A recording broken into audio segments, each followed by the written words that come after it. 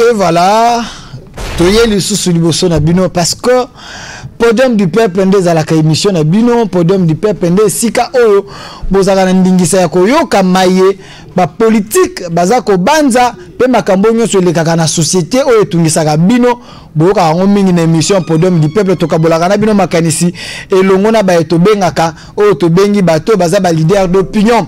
Voilà une fois encore sur ce plateau je suis avec les politiciens oyo to kobeta masolo toza na lisanga ya cash toza pe na lisanga ya bato balingi mboka mais malgré bato balobaka il est de la muka mais na habité mais langage na plus ezalaka pachan côté ba radicaliste pe côté à la muka mais to habité mais il s'appelle comme ça Maître Jonathan Mbele, président national pour l'amour du Congo.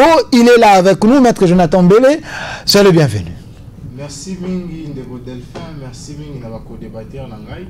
Singe ko loba ete awa naza ko la maître té, ko la analyste politique pour mibeko ko kamba biso na etando wana e ko boyani. To ça est la qualité wana awa naza analyste politique na liki ete na ndingisa ya analyste politique na ko loba pona mboka pour le bien ete toko kambani mouvement wa ko benga pour l'amour du Congo.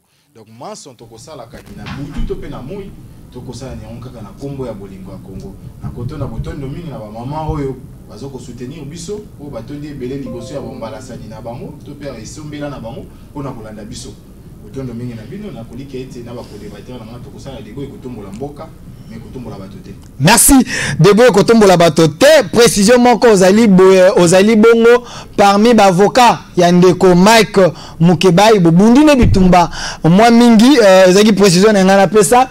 De l'autre côté je suis avec monsieur Josué Katende, il est du MDECO ozali ya mouvement ya ba démocrate ya mwana mboka président Gabriel Mokia Wazalaki Bongo, candidat président de la République dans l'élection 2018, na même titre na Félix Antoine Chombo Tshisekedi Shadar pe Failou o ya tindeli biso ba ya parti na ye bilenge bazako banza la fois passée boyoka ki bango monsieur Josué Katende azali bongo moko ya ba MDECO azaka na diaspora na Autriche na mikili ya poto mwana mboka Katende mbote na yo.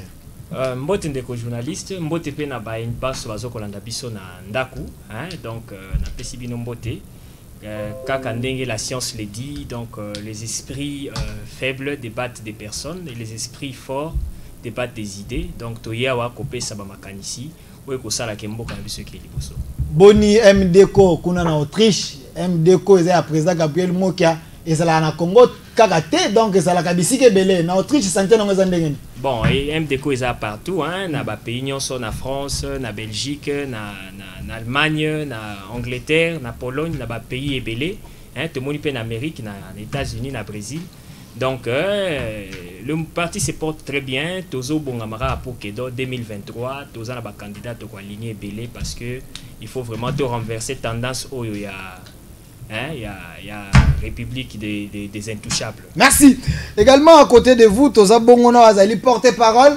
Il y a MDECO Awana Kinshasa. Bon, en général, hein, porte-parole, il y a MDECO pour Nakongo Mobimba, si je peux le dire ainsi. Mais c'est Christophe Moutouabila qui est là avec nous, l'homme de la science. La fois passée, lui, il est l'homme de la science. Mais c'est Christophe Mbotenaï. Mbotendeko journaliste, pe Mbotena peuple congolais au bazar éparpillé à travers le monde, à travers le Congo, ici à Kinshasa, bazo landabiso, na pesi bango mbote, pe na souhaité bango bolandi malamu ya débat ya lelo. Voilà, bolandi malamu ya débat ya lelo na ke bongo na kopesa maloba na mwana mboka Jonathan, je pense na bandana ye, na mwana mboka wazali président national pour l'amour du Congo. Bolingo mboka nde leki nyonso na ngambu na ye. Donc azana bisawa mwana mboka Jonathan tobeta masolo ya mboka. C'est vrai, ba sujet to kolobela loi ezali belé, to kolobela bongo proposition ya loi. Oyo mwana mboka Obe Minako a proposé selon ye kolanda pe mwana mboka Félix Kabange Numbi alobi ete eza poto kana ko renforcer makoki ya justice na biso. Ministre ya justice azo makoki ya koyeba kosala musala ni lolenge sengeli mais balongoli pouvoir batu mususu te ba pesa ka batu na batu ndingisa na bango lolenge sengeli mais to moni soulèvement et mingi epa ya bandeko ba wewa ba bengi bandeko IDPS bandeko opposition Martin Fayulu atindi maloba to kolobela yango tokolobela makambo procès ya Kamere o akepe na appel soki chance kozala ndenge nini balobi ete muyibi ya mboka ndeye mais bango balobi te biso to wana bosolo tokende na appel tokolobela makambo ya désignation ya bandeko ya seni ezo continuer toujours tokolobela makambo ya déconfinement oyo ya ville ya Kinshasa ba annoncer ba mesure oyo ba annoncer tokolobela plainte ya ndeko Kabila oyo ba avocat canadien balobi ete mwana mboka Kabila fa samba na gestion na ye ya pendant 18 ans tokolobela lisusu vie sociale ya ba congolais oyo bandeko ya IDPS ya cash balobaki ete le peuple d'abord est-ce que peuple angoza ko se retrouver to ezali ka masolo mais to banda na likambo ezali kotungisa pena population mingi proposition ya loi ya mwana mboka obe minako awa tozo banza mboka ya mwana mboka obe minako mabeza wapi soki mwana mboka habite to pesa ministre ya justice makoki ba kosala musalo esengeli yo moni mabe na likambo wana to moni malamu. Merci mwana Congo Delphin na kobandela lisusu matondo mingi na ba chayer ba coopérant o lilo grâce ya ba pression to chaki na bitando ike mwana mboka ngobila lobi te fo fungolela biso gombe lendi matondo mingi na bino po bo déranger ki biso bo komaki bo komona biso na bisika ya musala to lobaki pe tozo continuer ko lobati yango tozui décision wana ko fungola maintenant na ibandele ya masolo ndiko katenda lobelo komoko e salinga pasi mais sali bien pour ba reconnaître yango que kino lelo to na république ya ben touchable alobi yango yemoko ndeko katende waza ya MDK président Gabriel Mondande pour république ya ben touchable ici là ndeko katende ko sala bien aux régions de biso na mouvement pour l'amour du Congo po wana nde to ko bundani po et république ya ben touchable longwa to comme na république ya ben institution forte et efficace nde bitumba ya mouvement pour l'amour du Congo loi proposition ya loi ya Sony ya mawape ya passion ndeko garisa kata nande kominako bakotisi eza proposition de loi oyo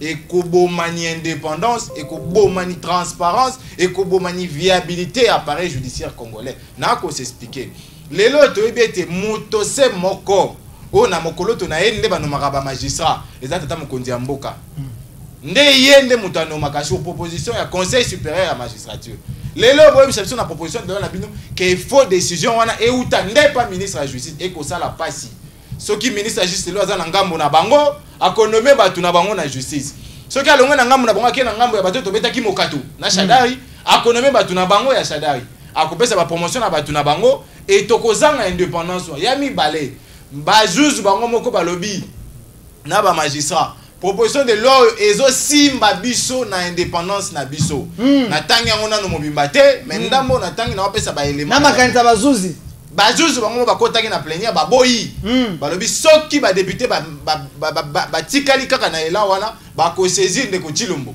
bien que biso toko ba te ye pe na pouvoir na ezama kokoso esa kosala eloko to bipete mais ba ko saisir ye azali président de la république azana makoki nyoso kolo ba boete mwana mboka soki ndeko to signaka ba ordonnance te c'est qui soki ndeko Tshisekedi azaki na makoki nyoso to ngai to gouvernement avant 6 mois soki azali na makoki nyoso to ngai to souffrir le to kofuta transport cher soki azalaki na makoki nyoso lelo ba agent ya l'état benga banyoka te touti ko fêter mokolo eleki journée internationale ya fonction publique été ya fonction publique na biso ezawapi bandeko baza na ENA so na bango ezani ese ba ofutama baza na plus de 6 mois promotion ya suka Etienne Tshisekedi promotion ko lata kombo ya tata na ye o biso nyonso to soutenir komba o biso nyonso to za ba modèle to zo ko modèle baza ba pays matokoloba nini lelo ke ndeko wana réellement za na ba effectivement na pouvoir ezane na ngambo bato biso to betaki mokato ndeko Shadari na batu na ye na kozonga ici na proposition de loi wana OK lelo to biso nyonso que ministère public azara libre na ko exercer pouvoir na ye boye biso na proposition de loi na bino ke te faut azo injonction pouvoir d'injonction wana ko pesa pasi ba ko utiliser yango pona ko traquer ba biso ba oyo o to ko bela peuple pona ko tia biso ne ba mesana ko beta biso ko biso na makala na selembao ndenge bakumbaki mikolo eleki ndeko mukebai ndenge bakosala na biso soki loi wana eleki yango tokoloba te biso tokotelema tokobare route na projet de loi wana ndeko minako aza député toboyi te bien que toyebi ndenge bango so balekaki na bacooptation na bango na bachoix na bango mais tokosala na preuve te tokeka mapona mesalemaki na Congo ti okoyebisa ngai te Congolais amonaki te Congolais alingaki komona bato wana pouvoir lelo bazwa ebela badepute bazwi wana pona yo loi wana eza malamu te donc il faut koboya yango po de 1 tozane na besoin ya réforme ya appareil judiciaire esika moko te bakomi na loi wana ke magistrat fa ndoza $6,000 esika moko te balobi ke non magistrat fa na mutuelle de santé esika moko te balobi ke magistrat na biso fa na port d'arme pour magistrat so ba na sécurité faut ko ba yango bongo ndeko yeli yo wana kei na ba condition to ebite ba ko ba beti bibotu ba ko ba melise biloko to ko ebate yango to lobi proposition de loi les lois na lo bongo na le poto les lois doivent profiter ou avantager la personne pour lesquelles on les prend boko zo loi pour na ko avantager nani yango mutuna. Est-ce magistrat au monde en bon on est comme maintenant loi wana ezate. Est-ce magistrat au monde la sécurité ko za la garantie na loi wana ezate. Merci mon Mboka maître Jonathan Mbele Ozali président national pour l'amour du Congo boito benge maître poète ba maître bana ndingisa te ya koleka na TV ko sala analyse makambo etali mibeko abi awaza analyste maza obele président national pour l'amour du Congo ezali mouvement na ye. Mouvement ya ba congolais mais yo nozali président peut-être ce qu'on appelle élection ça yebaka. Voilà merci.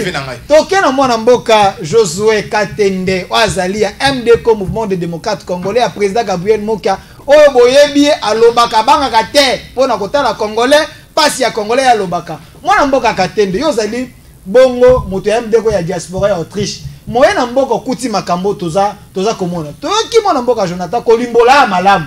Alors bien tes propositions ya loi wana ya minaku ezali proposition moko mabe eza ko sunga ba congolais te yo pozali politicien comment na proposition ya loi wana alors bien te topesa makoki na ministre de la justice eza malamu to eza mabe. Bon pour aller tout droit ezali proposition moko diabolique ngana ko remercier kutu bato ya lamuka ne ba rejoindre biso parce que position na bango yebana kate. Donc c'est une organisation dangereuse pour Namboka. Tantôt bakei et au biso to gagner élection baké na cour constitutionnelle tantôt pe omoni bango bazo déstabiliser batou. Ils nous ont promis ba prometa ki biso na mboka que le pays sera ingouvernable. Ndeko aza amour du Congo. Mais ba autorité na Adolphe Muzitu l'a promis biso nyonso to yebi que ce pays sera et rendront le pays ingouvernable. Bakenda ko bimisana makambo ya balkanisation. Je crois c'était l'année passée puisque nazala ki ao. Bakenda ko bimisa ma balkanisation ya mboka oyo ezanga mutuna makolo o ti lelo to yebi suite na ngote balkanisation o bayaka na ngwana ya est ti lelo to mona raté. Tout ça c'est pour déstabiliser le pouvoir en place. To moni élection à Jean-Marc Kabund ba komi na bato FCC contre l'acharnement. La muka acharnement hein la muka na MLC. Bon bangonyo bazaka bangonyo sur la muka. Acharnement contre le témoin gênant qui était Jean-Marc Kabund parce que Jean-Marc Kabund azaki na kati ya bureau assemblée azoko contre carré ba piège nyos o bande ko tchela cache pour que non akende liboso parce que to yebi stratégie à FCC. Ce sont des gens sans position mais tout ça quand même ne sengo que ba rejoindre biso si réellement eza l'amour du Congo au bon ba kolopela. Tous la constitution en Mboko parce que nous sommes régis par une constitution, un état de droit. Nous avons la constitution, tout un article 149. Le pouvoir judiciaire est indépendant du pouvoir législatif et du pouvoir exécutif. On a alinéa liboso. Donc, oui. Donc, ministère de la justice. Surtout dans l'article 68, il y a constitution la biso 69 pardon. Donc là, ils ont énuméré les institutions de la République. Nous avons l'exécutif, nous avons le judiciaire, nous avons la présidence de la République, nous avons les cours et tribunaux. Ministère ezoko kweya nasimaya pouvoir exécutif. Le pouvoir législatif, c'est toute une institution du pays. Et la constitution, au bout que la loi Minako ils ont violé en même temps 5 articles de la constitution. 5. Mais oui, article 68, article 149, article 151, article 152, article 220. Vous voyez? Donc, c'est-à-dire, Atakutu Kabila, on a violé l'article 70. Il y a 3e mandat. Mais Mina Kuna Ndeko Sakata, bah yé na proposition autobengi diabolique. Tout le monde m'a bêté diabolique. Papa, on dit que tant on a zoro yawa, bah bloqué on a mutuka. Donc Congo chasse aux députés. J'étais bloqué. Bah bloqué on député yé au député. Nabino, nabimisi carte nabino, ngai nazali collaborateur ya Mokia. Représentant naye na la carte babeti maboko wapi président Mokia aza wapi l'homme du peuple wapi nabité aza na ndako azoya. Donc c'est-à-dire tout autour à parler du peuple bazo ça la chasse aux députés. Parlement ya soni ndeko nanga kosamba parce que tout le monde na élection présidentielle la voix du peuple a été respectée nous avons à citer peuple moto au peuple ponaki, le président Félix Tshisekedi. Mais na parlementaire na législatif, basali kanyaka, ba nommé batuna bik na papier. Les députés nommés. Il y a des gens au Namoko basala campagne. Je peux même citer le nom, mais je m'y réserve. Mais ce sont des gens connus. Et ça la batu oyo. Bayebi bango basala bola mumingi peuple alinga bango surtout peuple alinga FCC makasi. Peuple alinga nani ndeko Delphin. Nous sommes dans un état démocratique. On représente le peuple. Ouais, ça parler du peuple. Vous représentez pouvoir populaire. Souverain primaire c'est quoi le bibon. Ngai moko lokola bino bokosi lokola ba voter bino na papier na bic na kanyaka. Parlement debout na parlement assis. Des bango bazo benga. C'est-à-dire biso ba parlementaire debout to yesiko pour vraiment to vérifier liste na biso si réellement yonde to votaki. Bazo ça la chasse aux députés hein. Chasse aux députés pourquoi parce que parlement a kanyaka nyonso wana ba jeu ya ba Lamuka, FCC na MLC. Donc c'est une loi vraiment diabolique. Nous disons le pouvoir exécutif, le ministère de la Justice ne peut pas fédérer toute une institution de la République qui est le pouvoir judiciaire.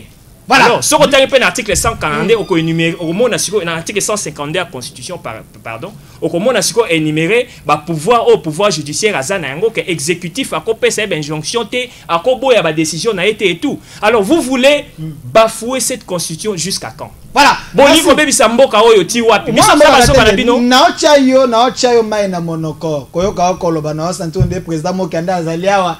Parce que le biais était basaka na peuple était mais ndeko Jonathan oyo le biais taza muta Lamuka balingi mboka te alobiawa ndeko Chilombo c'est comme si azana pouvoir nyonso te azobanga komona ete mboka oyo eza géré kana bato FCC c'est comme si rupture ezate to aka na continuité po nyonso on dirait ça kondima on dirait je précise kasi tunaye azawana qui est le président de la République démocratique du Congo aki na question pour un champion Batounaye qui est le président de la République démocratique du Congo.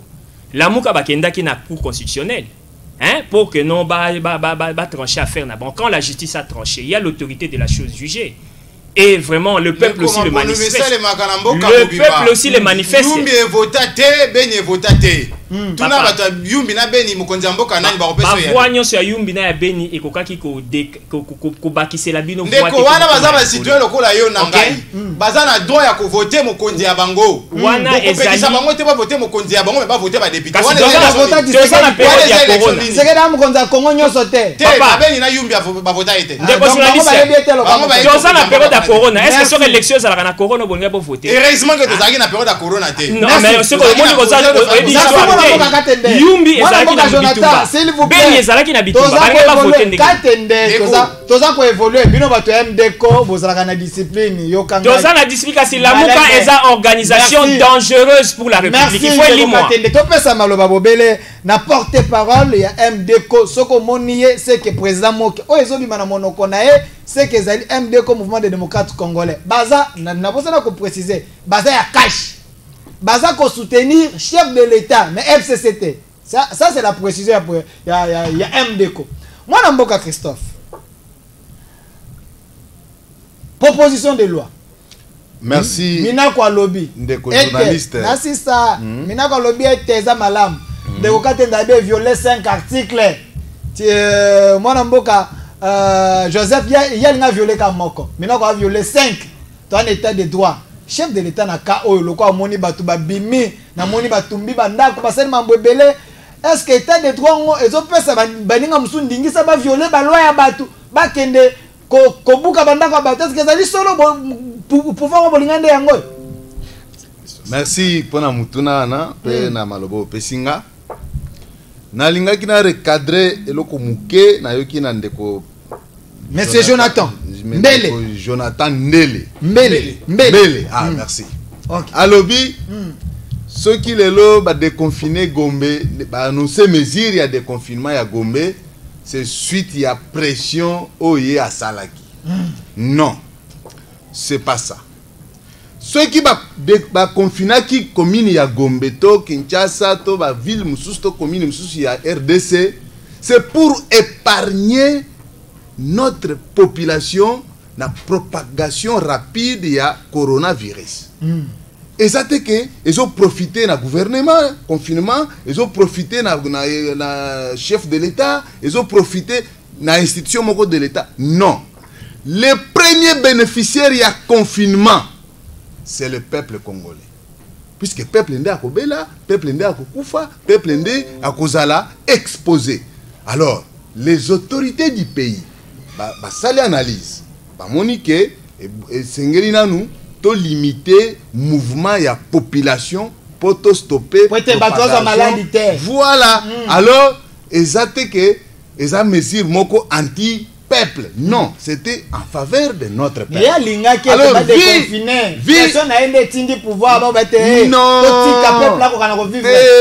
atika kozwa ekulu swana eza ya yete. Eza ya bakonzi sous l'impulsion du chef de l'État. Moni ndenge situation eza évoluer. Situation économique est comme un peu nakobela, ainsi de suite. Nde balobi to fongola gombe. Ngana landi porte-parole du gouvernement, alobi bazo fongola gombe. Mais mesure barrière est à la de stricte application. Ozomona, eza pression ya mutu moko te. Eza mutu moko asali pression te, eza toujours. Eza pression la mukate, eza pression ya la mukate, eza toujours. Bokonzi ya mwana mboka Félix Tshisekedi oyo azalaka au sein ya peuple oyo utaki na kati ya peuple oyo pe azali moko peuple nde aza ko évoluer par rapport ya proposition de loi Minako bino bandi boni lona biso na MDeko oyo eza ko kamba mana président Gabriel Mokia to bengi yango une loi inopportune. Eza na opportunité mon côté loi wana eya na minute oyo. Eza loi moko antisocial.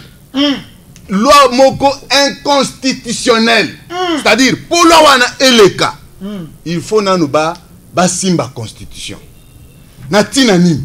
Toza na tina nini au peuple congolais za nango posa lelo ba amoni justice ndenge bandi musala na yango. Siko lokola ndeko wana azana compte à rendre na justice na mbongo ya zwaki na FPI azongisa te zelana yango wana zela biloko bo zela mwana mboka yoza porte parole ya MDeko président moka dénonçaka on za ba révélation donc mwana mboka Minako azobanga ete basa la loi epesa mwana mboka tunda ya kasende mwa makasi pourtant on va landela comme ça FCC babomba yango ndeza makanisa bino si je comprends bien yango anande on va procéder l'intention bazo kimela sikoyo puisque ils sont redevables ba yebi que justice a kolandela bango. Alors pour étouffer un peu l'action ya justice nde ba komi koluka ba croque en jambe et kota na fonctionnement ya justice mais ça ne va plus passer au monisiko na peuple bango baza majorité na parlement baza na majorité mécanique o ezalaka kuna na parlement balobi ekoleka siko peuple au nom duquel bango basalelaka makambo atomboki peuple asiliki tala siko est-ce que suite ya injustice po biloko basala wana ekomi injustice. Même le conseil supérieur ya magistrature, même syndicat ya ba magistrat, baboy na minute tolo babazana kati ya assemblée générale extraordinaire pour analyser la situation.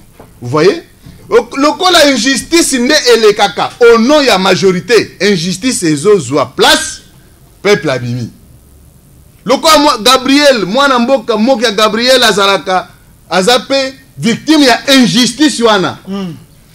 Cour de cassation, Cour suprême de justice à l'époque faisant office à Cour de cassation. Et bimisa ba arrête tout. Et pesaye banda kunaye, ba biloko naye. Mais au nom ya majorité mécanique, certains Congolais ba s'accaparer na biloko naye. Au moni suka nenge ozala, Conseil d'État sali ba manigance naye pour bloquer arrêt à Cour de cassation. Ce que le peuple n'a pas récupérer ma voilà. Situation. Donc, s'il vous plaît, merci. S'il vous plaît, ça. 30 secondes. 10 minutes. 30 secondes. Merci, ok. Jonathan Bella. Alors, je vous dis, le col moi en Congo, aza na victime ya injustice, majorité mécanique et constat na mboko, c'est que recours et que ça a toujours un peuple pour bazongisa na droit na ye. Merci. Ça c'est un. Deux. tozo yebisa ndeko oyo azolobake baza majorité na parlement loi wana ekoleka toyebisi ye peuple akozala toujours liboso na ye wana za intimidation te eza intimidation moko te avant biso toya awa tomoni pasi po toleka na nzela il faut se présenter ou se justifier surtout ce collectif est eza pasi sikoyo alors nde tolobi boye FCC na baloi na ye nyonso na majorité na ye akomanipuler nyonso na mboko sauf la main de Dieu au-dessus du président Félix bakomanipuler yango te. Merci. Mwana mboka Jonathan na yoki maloba moko e petinga matoi alobete FCC bakomanipuler nyonso sauf la main de Dieu. Donc ce nzamba longoli liboko na Félix ba manipuler. Merci. Mwana mboka Jonathan. Peuple bozo betela maso na moni na point oyo ya proposition de loi boza côté moko. Bolingi peuple bolingi lekate. Mais eloko moko etininga na tuno mutuna peuple bolo bawana eza peuple oyo to monika ya muke wana bakena parlement to peuple to bozo engager peuple za Congo mobimba.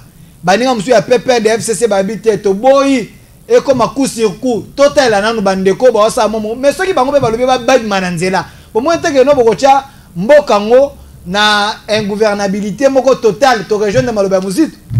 Ndeko Delphin ekosala pasi bandi efona longa ba internet ba kongomani ba mona longola to mono balonga tawa ya munduki ba betanga na bokonzi ndeko Kabila munduki ba betanga wa etika nga cicatrice na bokonzi ndeko Kabila.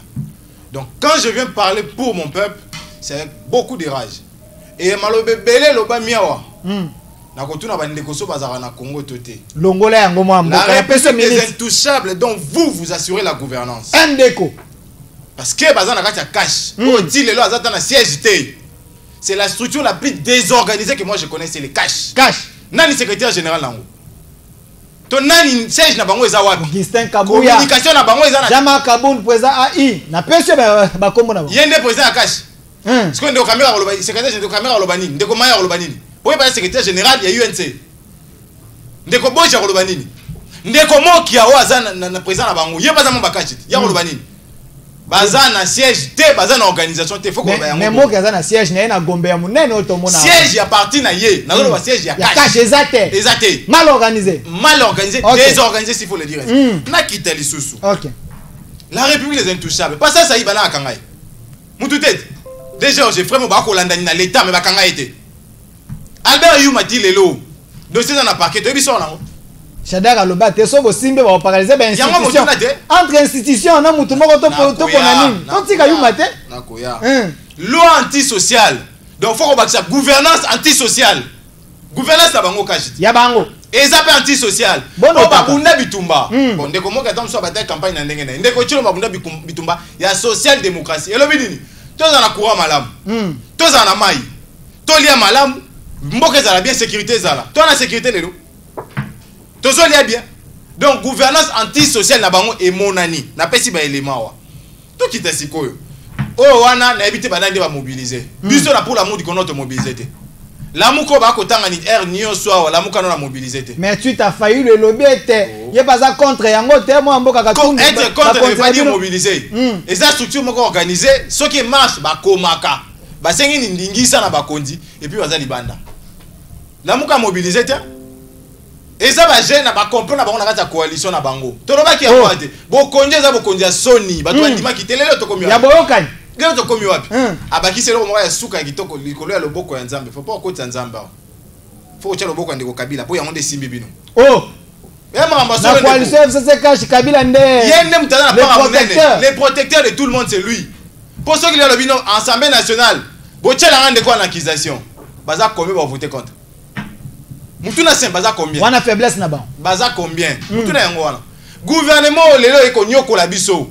O le to ko souffrir to ko lia bien te. E gouvernement nani? Na simbi finance. C'est à la Gouni. C'est à la Gouni. Kabila te. Kulutu nanga c'est la Gouni za. Ministre ya finance ya mboka te mwana. Kulutu nanga. Wana kulutu nanga eza za ba origine moko kulutu. Mais ya pouvoir ya branche ni. FCC. Précisément PPRD. Économie na simbi économie. Oh lelo carburant kiti mais transport kiti te nani? Économie madame Akasia. Cash. IDPS. Cash. Heureusement qu'on complète ngai. eza bokondi na bango donc bakowelela bakobonga na ba irresponsabilité na bango te faut bandima yango ki eza bokondi ya soni bokondi to profiter na peuple te biso to koloba boye OK projet de loi yo biso to kozela lokwa ba bito respecter ba mesures barrières to kozela mesures barrières ekita soki mesures barrières ekiti to koya na balaba nde to yaka to retourna bango siko na biso na ngo yebele po bokondi ya lelo za bokondi ko profiter na peuple te. Pourquoi amener cette loi maintenant? Mutuna yango ndeko bien une opportunité. Pourquoi maintenant? Tous on a besoin de réforme et appareil judiciaire. Ndeko lozo la loba na tana e. 15 millions qui mara na l'état chaque année. Est-ce que bazui rapport wana ba pesa mon procureur? Pour na rolandela bandeko bazo mbongo à l'état. Na ko pesa révélation mususu. OK, ndeko muzeta ngo akokende. Atiki ba ministère nyos na ba résidence ba ministre. Tous les ministères de la République avaient une résidence pour le ministre. Vérifiable, prouvé. Oh, Azan a besoin de ma contrat à Koya, mais les loyaux. Hôtel du gouvernement. Bachangonyon ceci comme côté. Parce que bango ba koya ba ko sa ba recherche c'est to koluka. OK. Ba ministère nyo c'est na banda ko ba ministre. Les locaux ka ministère a budget dans la résidence officielle la ministre. Tous les restes des maisons de ministres expropriés donnés au FCC. Tout. Ba récupérer ni banda baye. Pour na komba peuple. Ba eloko te libu. Olobi mutuna nini? Banda ku ya l'état. So bango ba récupérer ni. Ba récupérer yango. Na kene musika. Ba récupérer gratuité. Résidence. Zana peso maele. Ba récupérer gratuité ndeko kabila bandaka. Bango ba commission effective. Mais banda yango mozito azwati. Mwana mboka ze na ozo kusema na peso élément. Ndeko moko afandaki na mboko na ndaku ya Assemblée nationale ndeko Kamere. Le ndako exemple kwa mboko na ya Shadarit. Bo esikanga na 2006 ezaki ndako ya l'état. To comme na 2019 ezaki ndako ya l'état. 2018 d'ailleurs ezaki ndako ya l'état. Kashadara. Eza ndako ya l'état te banga ba bimisi ndenge. Kashadara a député. So eza ndako ya l'état te banga ba bimisi wa ite. Na confirmer yo. Ozo mwana mboka katende. Mais papa yo la chercheur Luka Oyeba. Soko za na fonction. Tant fonction lo bimi na ndako kamera bima na ndako. Alors kuna tisiko. Mais Shadara a récupéré un. Tisiko azali. C'est l'Assemblée nationale. Shadara azala président de l'Assemblée nationale. Mais Yondo voilà, je te donne des éléments vrais. On a exproprié les biens de l'État pour les vendre au privé. Merci mon FCC. Mais c'est toute une procédure. Justice. 9 millions to gagner la procès na Burundi. Kituna tambwe mamba. Tambwe mamba yebi. Liano mokonzi na pesa ko na mamambongo. Alabagini. Yatiki ya mama. Yatiki ya mama. Privilégié ba accord na Burundi qui recouvrement ya mbongo. Accord ni na RDC na Burundi. Tuna ye apesa kombo accord RDC. C'est la santa biloko boza maloba. Accord nini? C'est la omoni ke bango bagi na ba balkanisation. Omoni ba balkanisation na disi yo. Noté na ko peso minute belé o répondre. Jonathan, santa biloko toke. Je suis mon kato. Na bana koloba aboye. Mbongo wana l'état congolais a besoin na yango. Au nom ya ba diplomatie na ye tango akotambola ni partout. Akomi na Burundi alibite. So to bito bousculer mo pesa zombongo sikoyo. Et loko to na ngo besoin to kozwa te. O pe to ngana yo to yebi. Nini ngo bazana ngo besoin. Na ngana yo to yebi te. To yeba te ne yondo yebi te. Tuna biso to yebisa yo yondo yebi te. Ozali chercheur kende ko luka pas bien, il faut aller bien fouiller. Kende ko sala ba recherche papa. O eza plateau ko ya loba makambute ke po batu basi po o sepelisa batu ba. D'ailleurs o sepelisa batu pete parce que o zolo bezana nzela mo. Merci. Eza motema mabe. Merci mon mboko na bolingo. Amour du Congo. La haine du Congo, c'est pas l'amour du Congo. C'est la haine du Congo que tu gouvernes pas. Il est sécurisé par moi. Non, mais il est sécurisé par vous. Mais quand il dit des mensonges, il se faut te contredire. Voilà, notez, vous allez répliquer. C'est ça l'amour du Congo. Merci. Voilà, peut-être que vous avez la diaspora, l'élément où il y a un otage au peso. La diaspora, mais na Kinshasa, chaque 3 mois, chaque 6 mois, merci. Voilà, merci. Est-ce qu'il peut parler? Voilà. Mais je ne tolère pas que Moi, Jonathan Ben, Nazo rappelé à Ozali, président national pour l'amour du Congo. La haine du Congo. Na Congo bolimo mboka, ozobimisa biloko ebomba maki. Tokei. Ndeko Delphin, na lobi anga ba betani nga munduki awa na zoka likula mboko. Ndeko fanda ka kolia hamburger. Biso toko bunda po maponeme salema. Ngaye yo na ye. Na ye awa na oli hamburger te. Ndeko osi mukenda kenda likola maponomi. Voilà. Thérèse Kapanga la kenda likola maponomi ndeko. Ici je vais parler mon peuple. jamais kolonge pas na ngai na ko ba biloko na maîtrise. Est-ce que tu peux continuer s'il vous plaît? L'élégance à débat s'il vous plaît. Continuez, vous allez parler. Biso to bunda to zoka to na ba cicatrice. Abeka 3 mois 6 mois na front. Merci. OK. Na tika jamais mon MD depuis janvier. Ça depuis janvier. Ça fait 6 mois. Voilà, merci. Il est protégé par moi, Toké. Zela. Moi tika ki ba ministère. Mais c'est Jonathan Zela. Attendez. S'il vous plaît. L'émission a un caractère pédagogique aussi.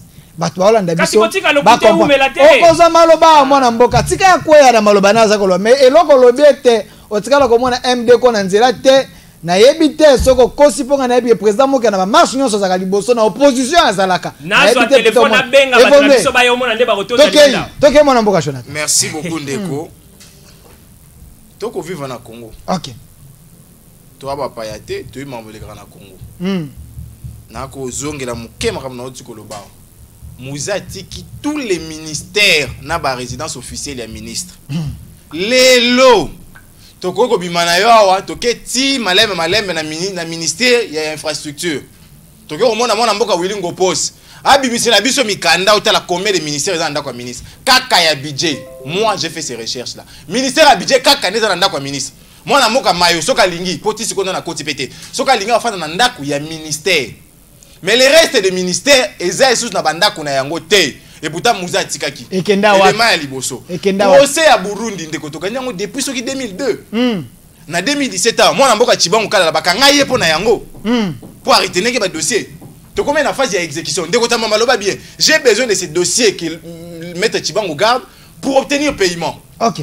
Donc ngana okamo lelo ndeko Chilombo après une année et quelques mois to obtenir paiement na ngote na pesi exemple abia favoriser ba corps non le yangote na pesi déclaration na Burundi wana za déclaration na ye habito batila nanu ba accord diplomatique ni na totala yango sima siko lokuta nini ngana lobi mais accord nini o RDC sana Burundi zela mbo zela ko za maloba te ko za maloba ko loba bino ne bona bokonditi oh mon dieu bino ne bona bokondi voilà merci ngafuna ye ba accord bo sala soki profiter pepe na ngato te zela siko to biso accord zela ko za maloba toke mwana mboka Jonathan ndeko Delphin et ko sala pasi komona ba bilenge lokola ngai oh le toi 65% de ça sans emploi bako défendre l'indéfendable lelo mboka na ngai bimisaka entre 9000 et 15000 licenciés chaque mois ndeko Chilombo pesi combien misala ceux qui va juger au bâton du coup ba ONG na ba SBL la présidence les aliments kasi makambolo ba les juges ce sont des Congolais compétents plaque qui a présidence c'est côté na ba terrasse tout le bango te ça biso maloba PR na présidence ya présidence ya puis na terrasse to komela ndeko caméra à l'époque ba ko rendre ba te visite te ça ma belle ndeko visite na terrasse plaque officielle franchement yo yebite que la Kinshasa ba immeuble monsieur za la terrasse na senda kuliko et pour ça fanda wana so fanda na appartement merci mon mboka Jonathan melana mwa mai na kozongi solo maloba mwana mboka katende o déranger muninga mingi bandaza oloba na déranger pour azoko buka lokuta zela ozoza maloba mutuna nanga biano ya yo te MD Kondeza ka moi ezaka na moi limemia. Est-ce que on peut espérer avec Félix Antoine Tshombo Tshisekedi le peuple d'abord de quoi le beli social mutuna kitoko? Est-ce qu'on peut espérer? Il y a de l'espoir. OK? Nakanisi bon hier azaki na lamuka peut-être bazako ke na coup constitution biso nyonso to sepelaka le 10 janvier tango ndeko Tshisekedi akota na pouvoir. Il a promis et il est en train de réaliser ce qu'il a promis. Il a réalisé quoi? Biso nyonso to komona yango. Atako nyonso et ça limité parce que nyonso peut ko sala manin jourté. Et c'est loko to ko bisabango. Il faut avoir de la patience. Patience, il est oui, c'est moi déjà. Développement et c'est tout un processus. Et ça karaté que yo yembala moko o sali nyonso na mbala moko. Et zo ko kende au fur et à mesure et surtout na combat au FCC. Moto to kana ki na ke to bongisa azo ko combattre ye. Hein? Aboyo kana ki hein? Mais tu as qui signé accord. Les accords de Nairobi. Les accords de Nairobi entre FCC et Cash. Tu as qui non tous. Nairobi parce que c'est ça. Non, messieurs. Ah donc le week-end non moi alors Henri Magie à l'obak ezali cop na bango Kabila mtatinda bango. C'est bon. Yo allez chercher. Il faut tant à la constitution. Nous sommes dans un régime parlementaire. Sauf qui bah oyo bazali la constitution le dit que c'est la majorité parlementaire nde mutu ba ko former exécutif. OK. Donc tu vois que tous dans un système oyo que président aza yemoko na présidence, ba institution nyonso mboka ezali na cadre bata FCC. Peut-être ba ngaba lo ba cohabitation. Alors il fallait qu'on trouve un mécanisme 6 mois au ya où tu peux fustiger à 6 mois. Et ça là qui 6 mois de négociation. Parce qu'il y a des postes de pouvoir régaliens au Ketoko qu'on dit ma posséder na bangote. Alors il fallait négocier. Et en même temps ministère programme à 100 jours il fallait qu'il y ait parce que tous autres monde a vraiment que non tous autres yo kanate. Koyo kanate au monde lelo ba komi ko landa ba député na essayer négocier ba landiete ba mususu ye mutala mukande soko ba zuye sika wana. Mbala mususu akolakisa biso sur lunette esika ba beti. Lekonga ba escortera ngai peuple. Merci OK. Tokena muta peuple parce que ngai ba ye ba betelinga maboko. Wapi président na bino. Naza munukite. Nini Félix asali na pouvoir qu'on espère olobete makambo yeke ne malema. Zela na tuno mutuna. Olobete makambo yeke ne malema. Félix na pouvoir. Promesse na promesse. Est-ce que concrétisation makambo si monani au peuple na minute akolo bete eloko eza Félix na espérer ya mona mutuna te papa politique eza stratégie dans politique il faut une stratégie même que ça il y a toute une procédure to ko ça la nyonso te que to maman to bito ça la nyonso namba surtout na état o to kutikela ki Congo ba mozito na ba matata mponyo na ba chiba la ba bomela ki mboko oyo parce que quand je dis mozito nazo mona gouvernement na nyonso mozito a géré bien te nyongo ya libanda papa batiki libulu un trou creusé pendant 18 ans. Boko c'est la Félix ya ko kundango dans 2 ans. Papa yo ya ko kunda libulu na peuple congolais. Bana na yo na ya ye batanga ko fele. OK? Soka za na bandeko ya militaire to bona procès wana bazo tongela bango bandako. Assurance na bango si esalemi. 300 maisons. OK? Papa, c'est qu'on a pour ça 100 jours. Attendez. C'est qu'on a pour ça 100 jours. C'est dans combien de 300 policiers. Papa, tu as bongisa via, ce sont des officiers. Monique aux officiers ne pas droit ndaku ba caporo ba sergent. Et faut qu'on kende progressivement. Problème na bilo que non, vous avez la maîtrise té, baza na patience té, baza na stratégie té. Donc on a 6 mois déjà. Mais bilo bossa l'opposition. Batikeli la muka opposition. Batikeli la muka opposition. La muka koki opposition té. Il défend sa bilo ko la boko katé na zuna opposition na ngana pouvoir. Et ça les jouer. Zela. On ne peut même pas opposition. Et bon on a pouvoir de bossa. Franchement. OK. Tozoko kende progressivement. Sanza biloko mwana mbo. Tozoko kende progressivement. Il faut de la patience. Même ata bamboko ozo lula amine na États-Unis, ba France, ba Chine et tongama na moko et tongama na désanté. Et quand Congo veut tongama na ko côté. Faut to lo ba yango kasi. Papa tozana yo ne ko journaliste. Na 2023 okobenga ina biso comme ça to yebisa ba réalisation au cash ya sali. Parce que oh na mito to ko citer loka o ezo sali madame déjà. Merci. Attaque au bino boko sala biso. Donc quand on a koloba que non, il fallait qu'il FCC na cash ba cohabiter ensemble pour to memamboka liboso. Mais tout le monde qui bat tout ça là bas na mauvaise foi. Et puis même bas na des petits ninja na ba mona sima MLC na la muka bazo beta baba bal perdu. Bas na FCC. Mais position la bango ba raté. Oh, ba na élection Jama Kaboun ba voter ki wapi. Ce qui permet bazaki na souci ya mboka parce que Kaboun jouait un rôle très important na kati ya laboratoire ya Maguya FCC. Donc Kaboun joue un rôle très important. Mais il était le témoin. Donc Kaboun est FCC. Oui, qui m'a est-ce que Kaboun était le témoin gênant. Il jouait un rôle très important. C'est-à-dire Yakoyeba ma B Oyo, Janine Mabunda. Na laboratoire na yena tambou mwamba tout ça. Bazo ko sala pona ko détruire cash. Merci. Alors, bolongi yango na laboratoire la misala ya mabe momoni résultat. Merci Merci mon Président fois Panzara Parlement ou Panzana biso bato tozala mayele bato ya solo tokoma ba député wana po tobongisa mboka. Merci. Mwana mboka Christophe Mutwabila ozali porte-parole. Merci. Mwana mboka Christophe Mutwabila ozali porte-parole ya MDCO, ozali monoko ya président Gabriel Mokia ozali MDCO za mouvement des démocrates congolais. Boza na opposition, boza na pouvoir, boza na Félix Tondeni, bolobete bo récupérer na pouvoir, non opposition pour la muka ba kokate. Alors, évoluons avec l'actualité. Bolobia wa résultat makambo nyonso toomona oyo ezali seni. Yenda pesi biso majorité numérique, ce qui mécanique au boti koloba. Mais to moni ete ba confession religieuse baza ko ndongwana kuna basolo ba ete Rosar Malonda yete photo bande la réforme.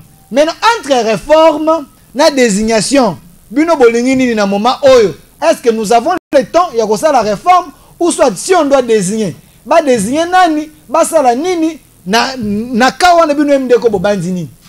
Merci. Na kozonga muke pour na préciser na boyna loba. Monsieur Jonathan. Na préciser moi muke na maloba oyo ndeko Jonathan, président ya Amour du Congo. Président pour l'amour du Congo, okay. Président national pour l'amour du Congo. Alobi, tinde ko Mokia azangi siège, azana cache azana siège te. Abi Mokia azana siège. Je précise que Gabriel Mokiaza, président il y a toute une plateforme politique. MDCO na siège na bino. IPRC. Na Union autour du président élu pour la reconstruction du Congo. Avec un siège et toute une structure. Sur 24 wana yebi na ko likambo cash. Alors, siège na bino cash ezawa. Donc président alors bi que gouvernement nulle part. OK. Eza gouvernement antisocial. Voilà. Ndenga lobi. Maloba na ngai. Est-ce qu'akosi? Akosi. Sunga biso. Gouvernement antisocial. Nde oyo epesi gratuité de l'enseignement. Kitoko. Sanza biloko. Gouvernement antisocial. Et foutu 350 000 enseignants qui travaillent depuis 10 ans. C'est vérifiable. Quel ministère a budget? Quel est le PST? Quel est les données au Ezana? Exact. Il y a solo. Ok. Gouvernement antisocial. D'après hier. Et payé l'eau et l'électricité gratuitement. Pendant la période de coronavirus. Et pas la bango, est-ce que facture yama eye pour mars, avril, mai, facture ya courant eye na gouvernement antisocial. Ok. Non, peuple quinois, peuple congolais bakobo yango. Wana za bilembo. Bilembo. Sanza biloko to. Gouvernement antisocial. Yangonde ezana kati ya costabiliser est du pays. Combien de groupes armés? Combien de groupes armés au lelo bazo se rendre? Ba pesi manduki, ba généraux autoproclamés bazoya, bato bazana zamba bazo bima, bazoya komi pesa pour la paix. Ba mi pesi na gouvernement antisocial, to ba mi pesi na gouvernement ya solo ya social du peuple. O ezo kambama na molimo ya mwana mboka Félix Antoine Tshisekedi Tshilombo. Oya uta na peuple. Oya bunda na peuple. Avanda na peuple. Ayebi peuple koleka peuple yemo. Mais dollars pesa ko mata. Wala s'il vous plaît. S'il vous plaît. Eko kito wana promesse. Makambo ya dollar. Eza likambo moko ya muke eza na kati ya kosila. Vous voyez quoi? La paix, la stabilisation de l'économie, cadre macroéconomique. Biloko nyonso ana eza kuya bato magique te mwana mboka matina ngwende mamoko abeti makambo esala méchant non mais bon prometaki boko sala ya vote c'est un processus ba bandi ko sala pe eza na kati ya ko salema. Est-ce que Kosimba bino ba bolo bete sa lingi bino te? Est-ce que Kosimba bolo bete sa lingi bino te? Na uti koloba ke FCC a ko manipuler tout mais a ko zanga ko manipuler peuple. FCC a manipulé jamais la main de Dieu au-dessus du président Félix. Pourquoi va prophète? Boye Bango. FCC avec leurs sous-traitants, MLC, la Mouka. Donc, beaucoup manipulé nous sauf peuple. Le peuple n'est Aza premier bénéficiaire ya makamwana. OK. Gouvernement antisocial na lobili makambu ya sécurité o eza déjà ezaka nakati ya kofanda na lobeli diplomatie na zolobela diplomatie na gouvernement oyo nde RDC ekomi lisusu un état fréquentable. Sur le plan diplomatique. Oui, nous étions devenus, la RDC était devenue un état isolé diplomatiquement. Ok, ça grâce à l'impulsion du chef de l'État, le président Félix, notre pays est redevenu fréquentable. Ok. Vous voyez? Alors, c'était important dans le Belango. De quoi le qu'il n'a pas l'effectivité du pouvoir, non, il a la plénitude, l'effectivité du pouvoir, il l'exerce au nom du peuple. Oh, bah vota qui est. Mais bah alors, on souffrir. Non, oui, non, c'est que vous êtes en retard. Bah ça déjà notifié. Au moins, il y a un mouana.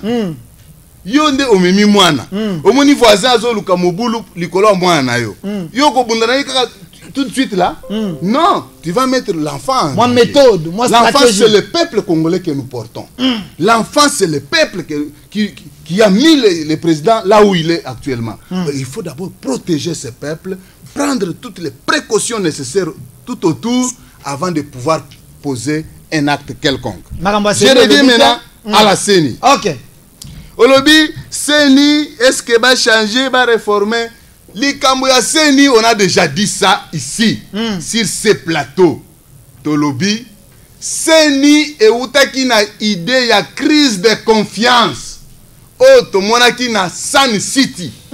Balobi ke MLC, CPP, PPRD à l'époque, tout ça, RCD, Bazalaki Ebele. Qui va diriger l'organe chargé des élections? Nde balobaki arbitre moko abima asala. Nde idée ya CENI et yaki.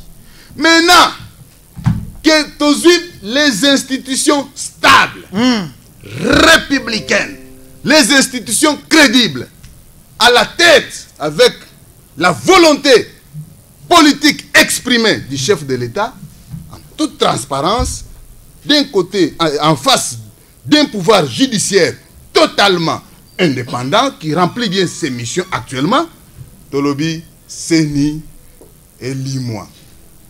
Bakamata makambuana ya élection, Bape Sango kaka ministre ya intérieur. Asalango, point barre. Ministère ya intérieur, asala makambu ya CENI. Oui, voilà, comme ça, je m'excuse. Je m'excuse, je peux pas ngata mukeni. Nazo peso minute. CENI et si là. Question il y a organisation des élections pour dire telle confession a pesa ki mutu. Te ezali susu bango te, ezali susu yete. Ba confession tosi tomoni bango pe tolimbi bango. Basali pe mingi. Tomoni malu confession religieuse. Il a trahi ce peuple. Tomoni Boymulunda a trahir kaka. Corneille Nanga, la pression na présidentielle les alaki makasi a tosi, mais toki na ba député a tosité. Ndetolobi pour nous éviter tous ces désordres là dans le prochain cycle électoral. Topesi angona ministère ya intérieur et comme na maboko ya l'État, batouana basali.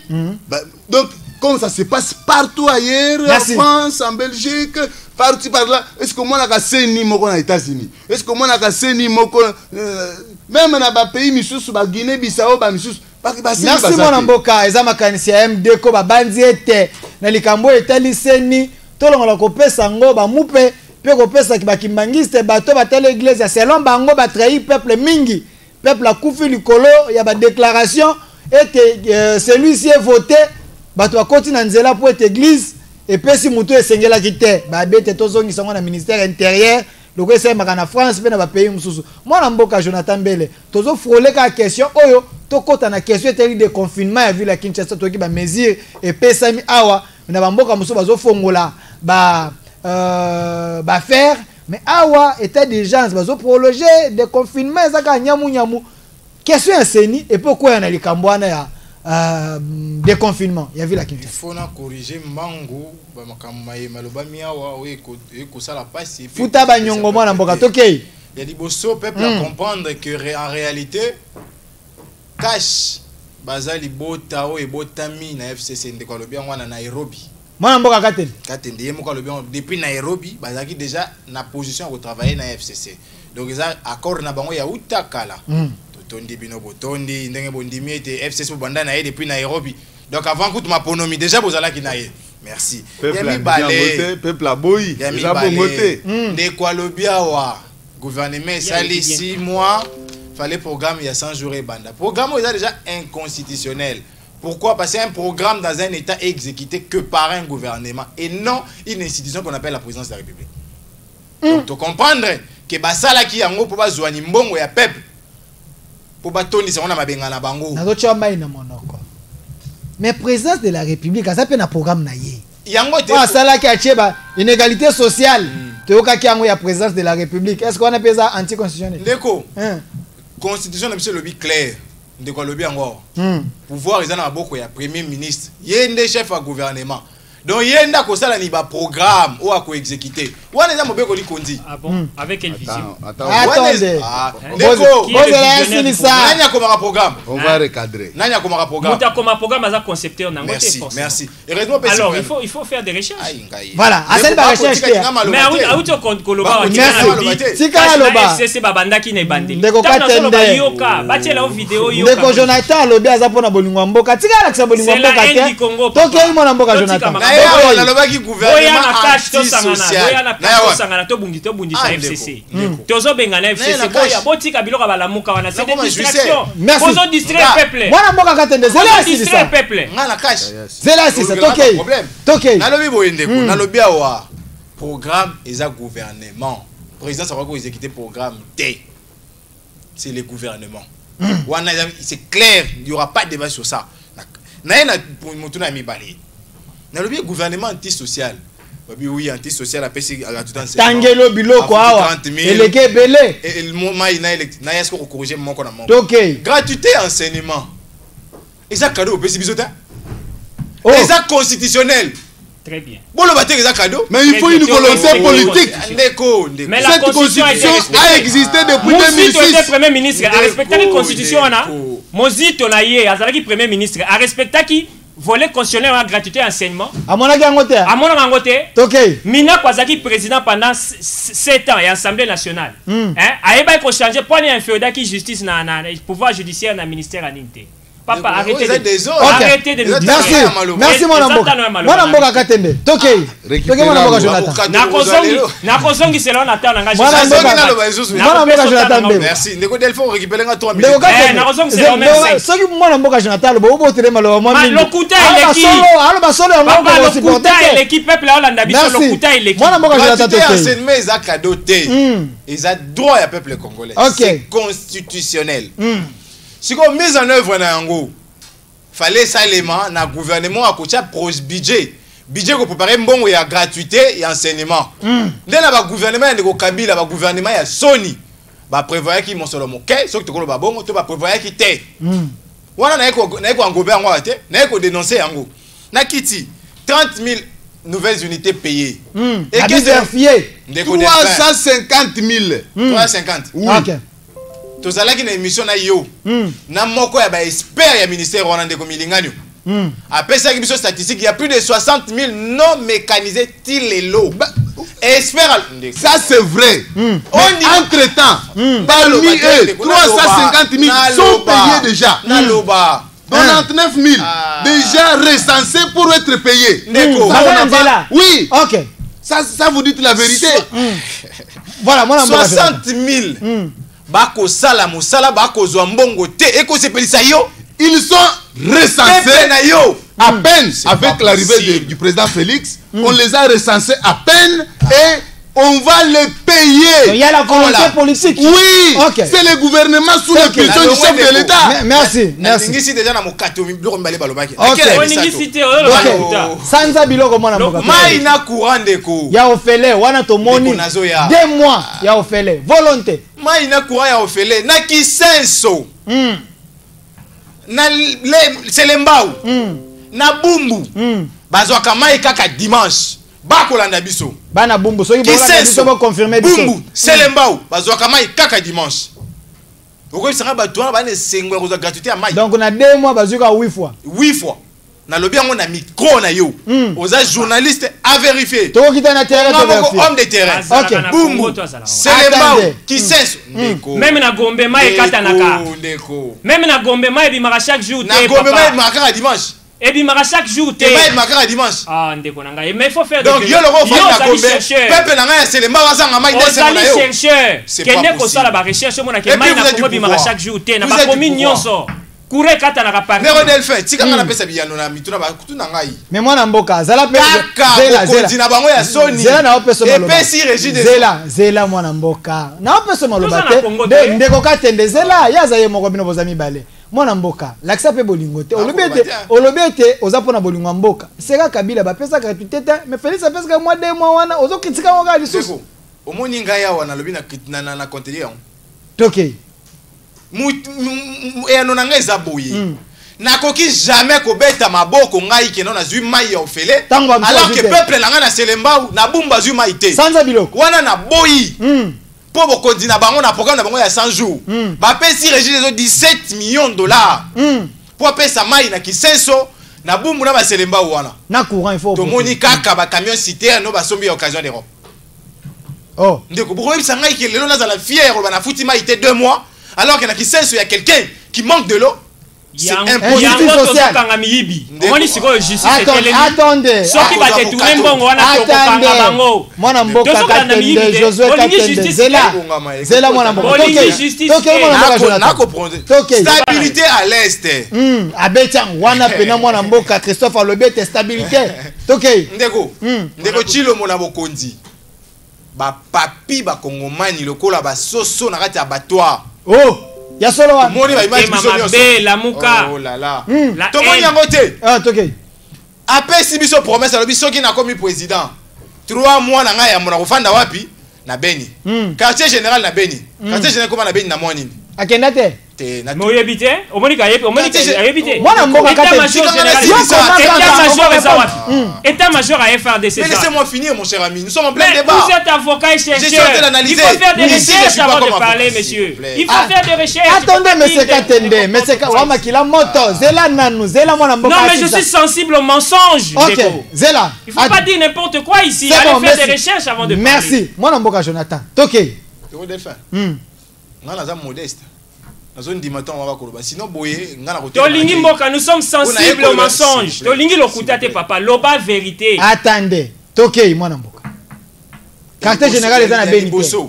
Ah, on a été comme avocat. On est comme analyste politique. Mais s'il vous plaît, il y a mis balé son à cause de ma fundangai. Na oyelo ba élément devant juge. Ah bon? Oui. OK. Aza témoin. Bima fundangai. Aza témoin. Après si biso promesse alobi soki na komi président 3 premiers mois na ngai na fani na Béni. Na cause quartier général na Beni nangai. C'est au mois de juillet quand les ADF Nalu ont décapité mon peuple. Nde ba bengi ici conseil de sécurité. Armée, la police, ministre de la défense. Et le lendemain, moi na mboka mbala museza kitikuna ye moko nan. Après 2 semaines pour te former que je cherche. Après 2 semaines, ne chargé des opérations à la NIE, na ba ba ko landa na sima. Devions-nous attendre jusqu'au mois de juillet pour avoir cette état-major là-bas. 3 mois. C'est pas possible. Voilà. Et puis vous avez dit ici que j'ai dit mensonge. Rectificatif. Le président s'est rendu à Beni le 30 juin 2019. Il a été élu quand? Le 30 juin. Il est parti le 30 juin 2019. Il a été élu quand? En 2018. Voilà. Il a promis 3 mois. Les 3 mois c'est quand? Jamais février mars. Pourquoi aller au mois de juin? Écoutez, c'est pas possible. Alors, c'est vous défendez la négociation et la formation au gouvernement. Je vais revenir. Moi je parle pas. Je vais revenir. C'est son temps de parler. Je vais pas juste sur le plateau s'il vous plaît. Allez-y. Monsieur Jonathan, évolue. Moi Mboka Delphin. Maloba ya mokonzi moko est sacré. Il peut pas me donner une parole qui n'a difficile à tenir. OK. Il a dit après mon élection. C'est quand après son élection? C'est au mois de janvier. S'il faut prendre 3 mois. C'est au mois de mars qu'il devait être là-bas. Pourquoi attendre au mois de juin? C'est ça la question. Pourquoi attendre au mois de juin? Et il nous dit ici que c'est pour les négociations. Franchement. Papa, franchement. Évolue. OK. C'est tous à la passion pour la stabilité et l'économie. Alors que nous souffrons. Ndeko Chilombo ya kuti dollar na 16,35. les statistiques de la Banque centrale sont là, témoins. À son arrivée au pouvoir, 16,35. Aujourd'hui, nous sommes à combien? L'inzanza tomate, ils ont 150 francs. Les lots, 450 francs. Non. Sur le banc, nous Ah, qu'il y a qu'on vérifie, il y a 450 pétés. Attendez. Chassa, si quand on a, nous sommes à 6 000. Aujourd'hui, on l'achète à 11 000. Sac Amadé, c'est 90 $, comme 150 $. Et Copo Amadé, c'est 1500, c'est comme 2400, c'est bien 2500. Et ça, nous devons cautionner et dire oui, nous attendons, nous sommes patients. Si déjà à l'entrée, il n'y a pas de signaux, c'est à la fin qu'il y en aura. Surtout quand il y a une année, sur quelques mois. Mieux vaut la Biso fin doit la d'une patience, chose que son commencement. Topona qui Bino, arrivait à Bino, rupture. Mieux vaut la fin d'une chose que son commencement. Tozela na 2022 na période d'élection. Sincèrement. Donc Batouba Koufanan, Batouba Koufanan Batouba Koufate parce que yende akomona te. Oya lobi wana. Oya zoloba. Biso to vivre yango. Ok, mais il y a des signaux. On dit même que pas ces Ça, c'est alliés. mon temps de Pas parole ces qu'il a alliés. fait. Ils sont aux États-Unis, la plus grande puissance mondiale, la Chine. Pas si les alliés peuvent causer. Le peuple congolais a souffrir. Il y a un peuple. D'abord, continue à bien, on ne peut pas souffrir. Bah, qu'on souffrir. Ndeko Bokonza Kabila est tiré sur la comment. Bango ba bomi sur la chef sur la morgue. Oh là là. Peuple ba ko souffrir. Attendez. Na mabe obiso to kuta ki to lukanini to bongisa. Malembe makambo ekende na merci. Moi na malobeza na ngabu na oto ibie 2 minutes na to na question ya de confinement. Na ye ndeko na ko répondre. O tika na minute mi balé. Si. Natanga ndeko Kabila bo sanga diplomatie za kité. À part maison Schengen ou wakangaki. Nous avons des ambassadeurs partout. Mais avoir des ambassadeurs, des maisons consulaires ouvertes, c'est pas possible. C'est pas synonyme de la diplomatie.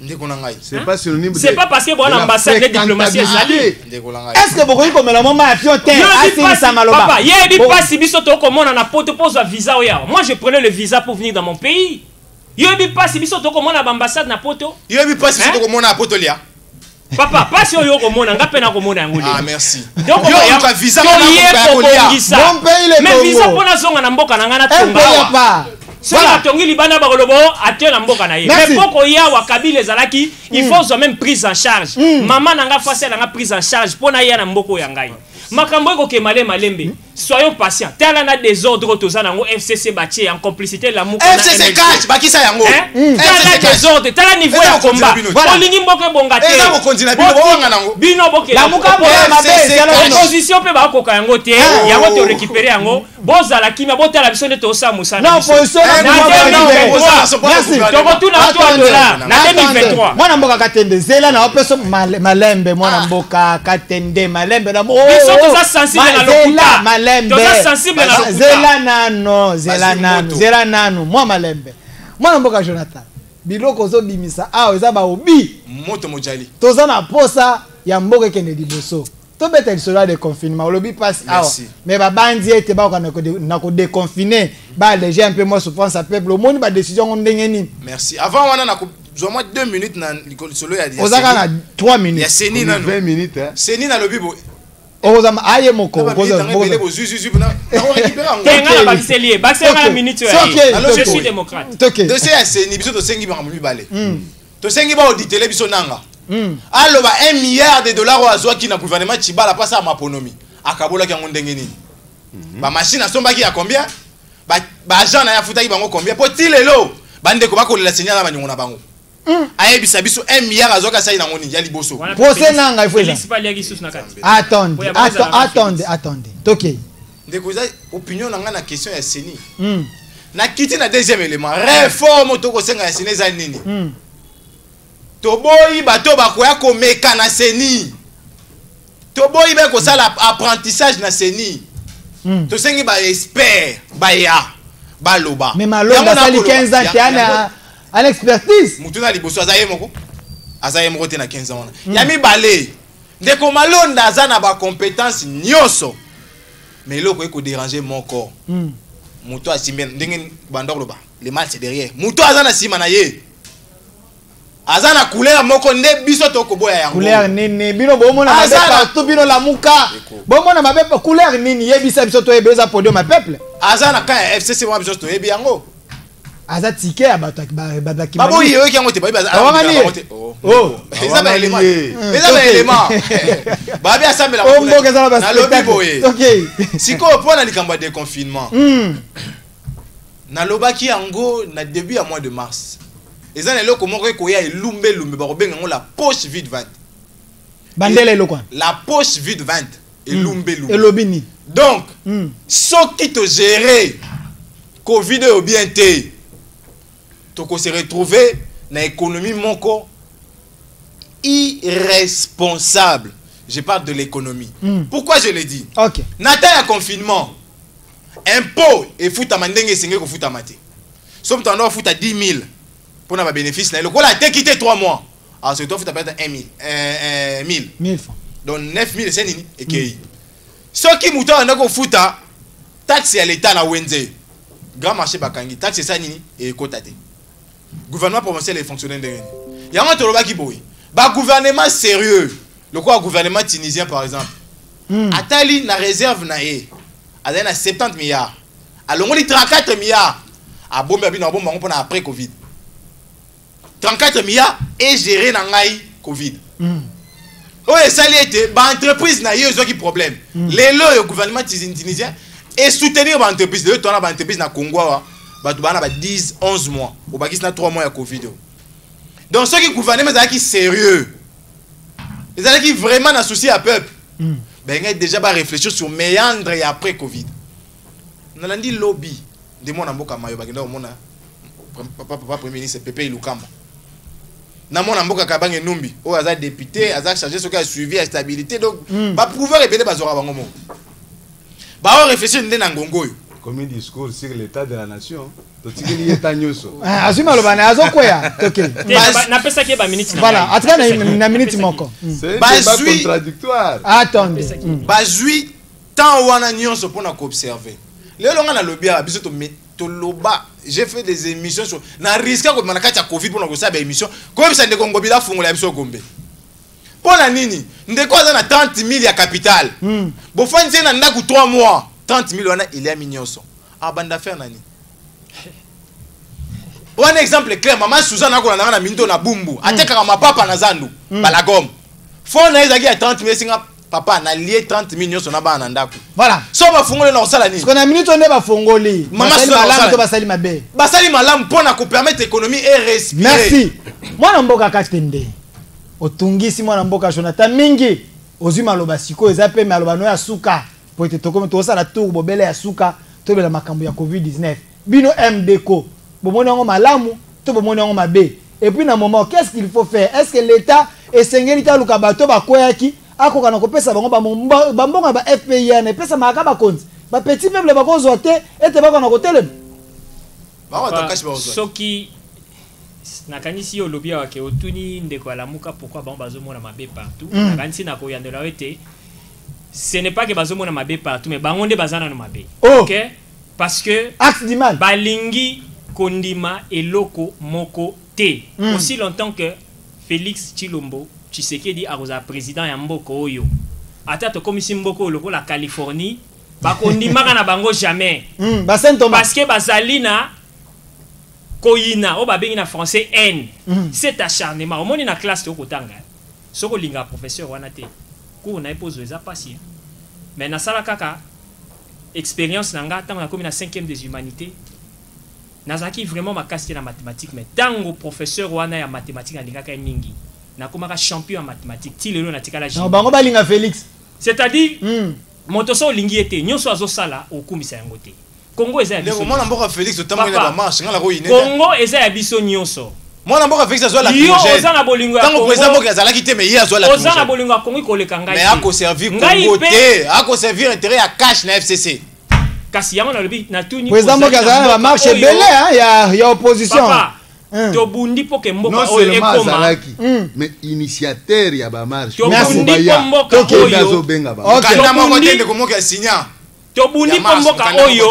Bundi po mboka oyo. Attendez. OK, ba ko pesa ba précision. To likite ba détournement ba langage na bike UDPS cash na ba yokana na Nairobi ya commission FCC. To bundi po mboka oyo ekoma paradis, lobby. Parce que nous sommes un pays riche avec une population pauvre.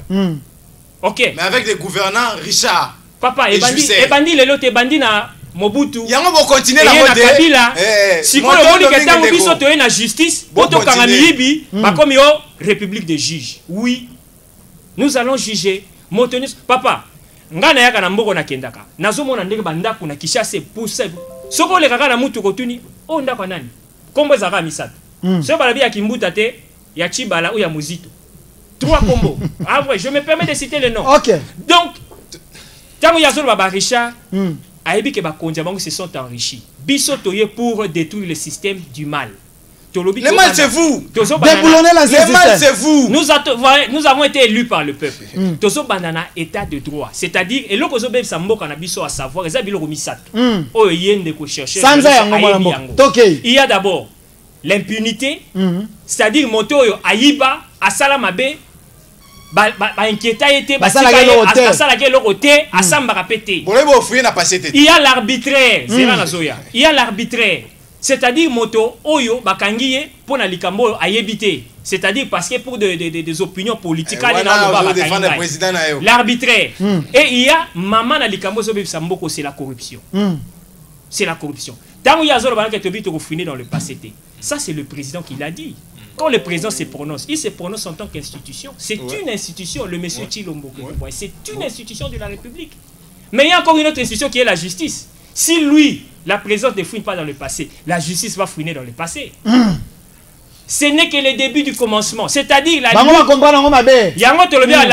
la stratégie. Dès qu'on est moins dans semi, tant qu'on intervient dans la situation politique ou électorale à Congo, alors Albi Faïlou c'est un petit enfant. Nan mwanda semi a que vous êtes en perte de vitesse. Tolobi na bino boye. Peuple a comme na pasi. Biso to fanda na mboko. Tozo ko souffrir na peuple. Tozo ko bomisa malembe. Atana le comité mais ezoko ya malembe. Eko mapete na bokondi na bino. Voilà moi mamna to lobela yo. Ata to bongisi mboka ba kondi maka jamais. Merci mon merci. Na lobela mambo ya seni. Na suka mala. Totika na minute 4. Voilà. To lobela mambo ya seni. De droit. OK? Juridiquement, élection nyonso et manaka na ministère y a intérieur. Ça c'est du droit. OK? International et tout. Alors, na mboko ya biso pays ezalaki divisé na ba intérêt na bango. Ba senge ce n'est que l'intérieur.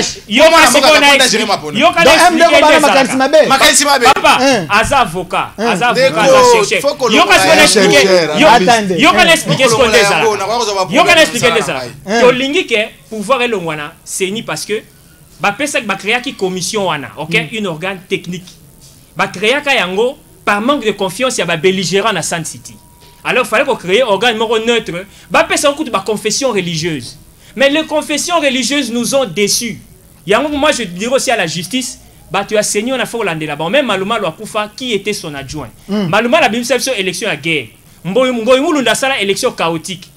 Nanga a sali élection il y a Tengu, c'est-à-dire président Malamu, parlement Yamabé. C'est-à-dire la justice peut faire merci. Zanda Silisa, une minute. Alors, élection ezonga kaka na mokolo na ngo organiser élection partout où ezali ministère intérieur. Ce n'est pas le ministre. Merci. Ministère économique commission. La commission existe toujours. Mwana mboka Christophe Moutouabila ozali porte-parole ya MDECO, mouvement des démocrates congolais à Gabriel Mokia. Nazo pe soka minute mi balé. Ndeko Jonathan aux minutes moko to si c'est émission parce que to legi bena minute 2 minutes. 2 minutes mwana mboka. To retenir nini na Bokonza Félix. Tozela résultat ya malamu, tozela na tokanga mokaba te bete to kufa na biso ou soit tokende ko bonda ndeko Kabila akoka na kofongola makambu po ete mboka oyo ekoka na ko souffle. Kabila mukoloka kazwaka drapeau ya RDC, constitution, les armoiries à zongi siango epande ko Félix. Liboso ya peuple congolais na bapaya obayaki. Et si la pona ye okozongi la lisusu yete atana mukolomo to luka ete to senga bolimbi sikata asunga biso te au moins babandela mokili. Merci. OK. Nalinga lo baboye. Ah mais au petit 2 minutes suka to banga bino suko ya. En tout cas pesa ta 4. Quoi il s'appelle boye. Ndeko alobi non ce qui programme et chef de l'état et salamaki d'urgence c'est en violation de la constitution ministre premier ministre de Salaka. aza chercheur akende otanga article 91 de la constitution donc attends ils attendent ngana tangela mais et lobby que le premier ministre élabore les programmes du gouvernement en concertation avec le chef de l'État sous l'orientation du chef de l'État ozomona c'est que eloko moko ya anticonstitutionnel la 100 jours ezala kité Tshibala azala ki premier ministre azala ki ba ministre na yetu ya Tshibala ba accompagner ki programme peu parce qu'il y a quelques contrats. OK problème il y a quartier général dans l'Est. Aujourd'hui, l'état-major avancé de FARDC est à la Beni. Ceux qui ne voyaient pas à Bango. C'est sous l'impulsion du chef de l'État, Félix Antoine Tshisekedi Tshilombo. L'état-major général avancé. Déjà, avant juillet, il y a le mois de juillet 2019. Moi, je le dis, bien avant le mois de juillet, le président de la République s'est rendu à Beni 2 fois.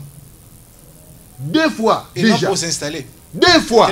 Écoutez, quand on est un candidat, on est un citoyen simple. Ouais. Et lorsqu'on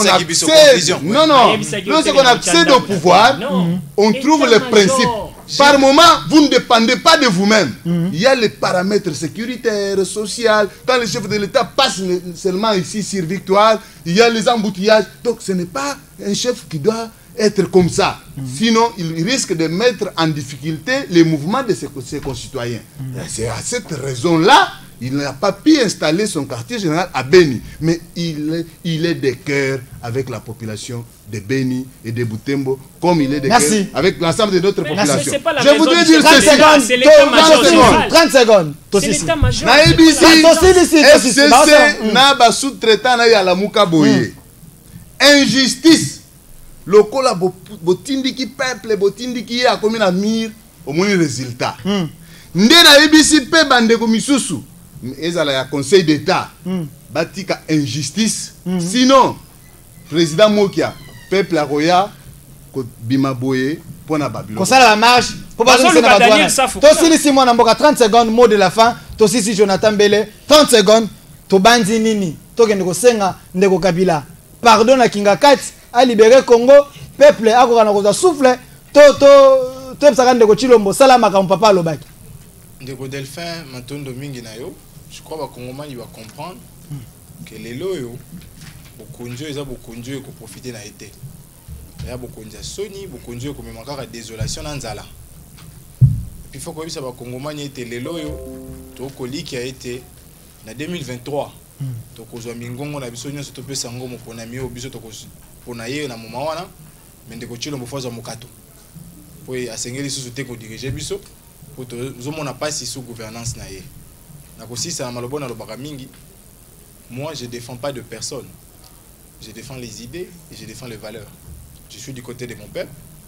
Bande ko ba comprendre que bande ko nga ba yaki ndeko défendre les dossiers ndeko Mokia na conseil d'état ba juge à conseil d'état ba yoki peuple pas yo. Bah défendre le peuple pouvoir oyo qui barguime bimina article côté ebele. Au même titre que tous défendre l'ensemble de notre peuple. On défend aussi président Gabriel Mokia ba biona la kangi ou le mal. Même Fayulu a zappé peuple. Fayulu aussi la Moka vous aussi défendre si vous trouvez que la justice est là. Bâti d'avion Azonga. Les loyo. Neto ibisi conseil d'état. S'il vous plaît. To lobi bâti d'avion Fayulu Azonga. Merci ba plazo tala. Merci ba plazo tala. To lobi bâti d'avion Fayulu Azonga. To lobi ba Moka Jonathan Belo Azali président national pour l'amour du Congo, qui était vraiment très piquant aujourd'hui. Merci d'avoir répondu à notre invitation. Merci. Également de l'autre côté, Monsieur Josué Katende, il est de diaspora, diaspora en Autriche, MDECO, Mouvement des démocrates pour les Congolais, donc de président Gabriel Mokia. Merci d'avoir répondu à l'invitation. Également, monsieur le porte-parole du MDECO, Christophe Moutouabila. Merci d'avoir répondu aussi à nos questions. Vous étiez aussi très piquant. C'était un débat républicain. Donc, demain, après-demain, on aura encore besoin de vous. Merci. C'est à moi de vous remercier. Merci à notre président Gabriel Mokia pour avoir accepté que le militant ou soit les cadres du parti puissent venir répondre aux questions d'actualité. Derrière la caméra, Ange Lobota, à la réalisation Jaurès Mazina, assisté par les DT, directeur technique William Founi, à la programmation Bébé Bercy, à la coordination Jitu Tumbaye, Cordon Kali, ainsi qu'un grand merci à notre président Roger Lumbala pour la confiance. Restez fidèles à nos programmes. Au revoir.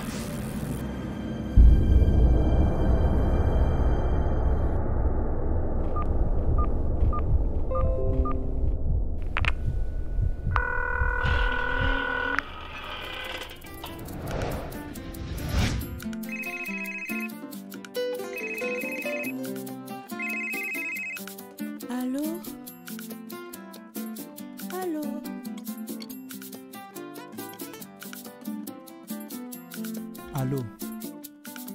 Allô?